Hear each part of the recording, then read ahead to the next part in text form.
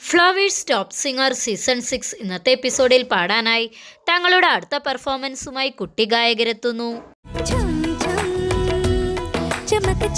മുടി വെട്ടിയോ? എന്തോ ഒരു മാറ്റമുണ്ട്. ഞാൻ മുടി നിർത്തിയോ?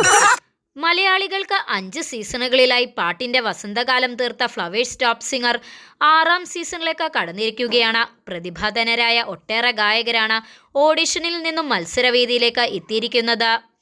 ആദ്യ പ്രകടനങ്ങളിൽ തന്നെ വിസ്മയിപ്പിച്ച് താരമായി മാറിയ കുഞ്ഞു ഗായകരാണ് മത്സരവേദിയിലേക്ക് എത്തുന്നത്.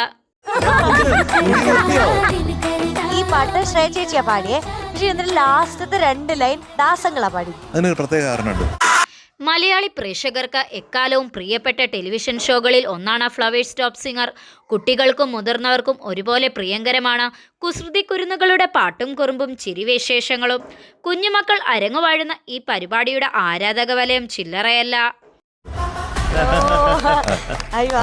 സ്പെഷ്യൽ ഒരു കഥ. നല്ല രസമുണ്ടായിരുന്നു. മൊത്തത്തിൽ ആ സ്റ്റേജ് ഓൺ ചെയ്തു. മലയാളി കുടുംബ പ്രേക്ഷകരുടെ പ്രിയ പരിപാടിയാണ് ഫ്ലവേഴ്സ് ടോപ്പ് സിംഗർ. 5 സീസണുകളിലായി ലഭിക്കുന്ന ഈ ജനപിന്തുണ തന്നെയാണ് ഈ പ്രോഗ്രാമിൻ്റെ വിജയവും. ഒരുപറ്റം കുട്ടി കലാകാരന്മാരിലൂടെ പ്രേക്ഷകരുടെ സ്വീകരണ മുറികളിലേക്ക് എത്തുമ്പോൾ കുടുംബ സദസ്സുകളെ പൊട്ടിച്ചിരിപ്പിക്കുവാനും ആസ്വദിപ്പിക്കുവാനും വേണ്ടുന്നതൊക്കെ ഇതിലുണ്ട്. ഗീത പാടിയതിനെ പറ്റി ഈ പാട്ടിൽ തന്നെ ഉണ്ട്. പഞ്ച് പഞ്ച് പഞ്ച് പഞ്ച് നല്ല പഞ്ചായിരുന്നു. അതിമനോഹരമായ ആലാപനത്തിലൂടെയും രസകരമായ സംഭാഷണങ്ങളിലൂടെയും ഫ്ലവേഴ്സ് ടോപ്പ് സിംഗർ പ്രേക്ഷകരുടെ ഇഷ്ടം നേടുകയാണ് ഈ കുഞ്ഞു ഗായകർ.